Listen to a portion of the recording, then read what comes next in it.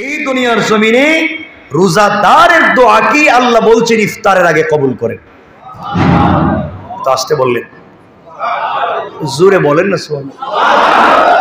কে কবুল করবেন? কে?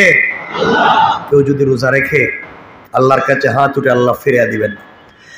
আল্লাহ রাব্বুল ইজ্জত ওয়াল জালাল কোরআনে কারীমের 19 নম্বর পারা 25 নম্বর সূরা আল ফুরকানের 65 নম্বর আয়াত থেকে আল্লাহ বলছেন, ওয়াল্লাযীনা ইয়াকুলুনা রাব্বানা সরিফ আন্না আযাব জাহান্নাম ইন্না আযাবাহা কানা গরামা। আল্লাহ রাব্বুল ইজ্জত ওয়াল জালাল বলছেন, মুসলমানেরা রূহকে তোমরা শক্তিশালী করো। রূহ যদি পাওয়ারফুল হয়ে যায়, কিয়ামতের আগে তো মৃত্যুর আগে তোমরা যদি রূহকে শক্তিশালী করে হাত উঠে দোয়া করো, সাকারাতের আগে, গারগারা শুরু হয়ে যাওয়ার আগে, কবরে চলে যাওয়ার আগে, মালাকুল মউত আজরাইল পৌঁছে যাওয়ার আগে, সাদা কাপড়ে প্যাকেটিং হয়ে যাওয়ার আগে যে গোলাম আমি আল্লাহর কাছে হাত উঠে তওবা করবে, তওবা করতে দেরি হবে। আল্লাহ বলছেন, বান্দারে তোমার দোয়াকে কবুল করে মাফ করে দিতে আমি আল্লাহ 1 মিনিটও দেরি হবে না। পড়েন সুবহানাল্লাহ।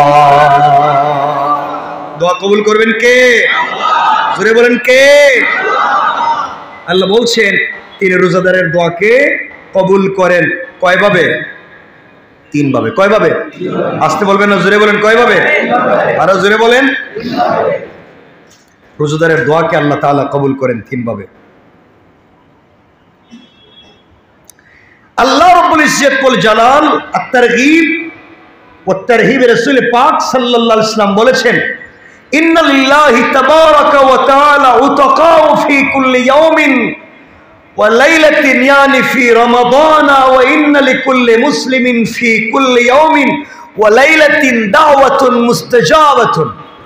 রাসূল পাক সাল্লাল্লাহু আলাইহি ওয়াসাল্লাম বলেছেন, রমজানের প্রতিটি দিন এবং প্রতিটি রাতে আল্লাহ পাক জাহান্নাম থেকে জাহান্নামের কয়েদীদেরকে মুক্তি দিয়ে থাকেন।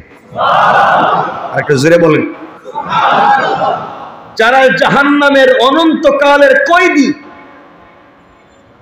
যাদের আর মাফের সম্ভাবনা নাই, রাসূল পাক বলেছেন, আল্লাহ বলেছেন এমন কয়েদীদেরকেও প্রতিদিন এবং প্রতি রাত্রে আল্লাহ জাহান্নাম থেকে মুক্তি দিয়ে থাকেন। সুবহানাল্লাহ। তো আসতে বললেন। কাকে মাফ করেন? জাহান্নামের কয়েদি। কয়েদি মানে কি? যার সাজা হয়েছে নাকি? অপরাধ একটা, সাজা হয় নাই আরেকটা অপরাধ। অপরাধও করছে, সাজা হয়েছে, কয়েদি। এখন সশ্রম কারাদণ্ড আছে না নাই? বিনাশ্রম কারাদণ্ড আছে না নাই? এটা কার? কয়েদির। আল্লাহ বলছেন এমন জাহান্নামের কয়েদীদেরকেও তিনি মাফ করেন। তো আসতে বললেন। কোন দিন? রমজানের প্রতিটি রাতে, রমজানের প্রতিটি দিনে তিনি জাহান্নামের কয়েদীদেরকে মাফ করে দেন। একটু আওয়াজ করে বলেন না। এরপর রাসূল বলছেন, ওয়া ইন্না লিকুল্লি মুসলিমিন ফি কুল্লি ইয়াউমিন ওয়া লাইলাতিন দাওয়াতুন মুস্তাজাবাতুন। রাসূল বলছেন প্রত্যেক নারী এবং পুরুষ মুসলমানের প্রত্যেকটা রমজানের দিনে এবং রাত্রে একটা করে দোয়া কবুল হয়।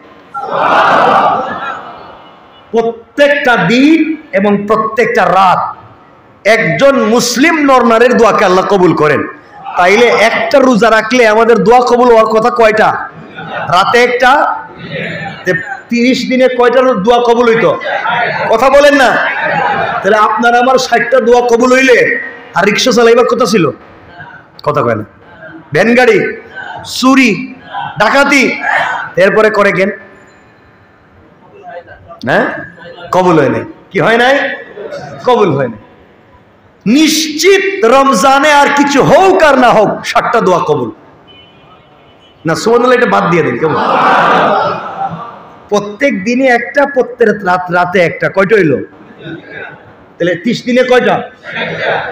ইফতারের সময় দোয়া কবুল করেন, সেহরির সময় দোয়া কবুল করেন, কয়টা হইল? 60টা। ইফতারে একটা, সেহরিতে একটা। কয়টা হয়েছে? তা কয়টা হয়েছে এখন? 120। প্রত্যেক লাইলাতুল কদরের রাত তার জিন্দগির সব দোয়া কবুল করে, সব গুনাহ মাফ করেন। এই সবগুলো সুযোগ কোন মাসে? কথা বলেন। এখন কোন মাস? মাফির সম্ভাবনা আছে? বলেন আছে? এরপরে পাই না কেন? কারণ শয়তানদের শিকল দিয়া বানছে ঠিকই, কিন্তু আমরা তো আরো টাটকা শয়তান। কথা বলেন না কেন? রমজানেও তো আমরা খারাপ করতেছি। আল্লাহ হেফাজত করুক, বলেন আমিন। তাহলে এতটুকুন মনে রাখেন যে রমজানের দিনে এবং রাতে একজন বনি আদমের একটা করে দোয়া কবুল হবেই হবে, ইনশাআল্লাহ, ইনশাআল্লাহ।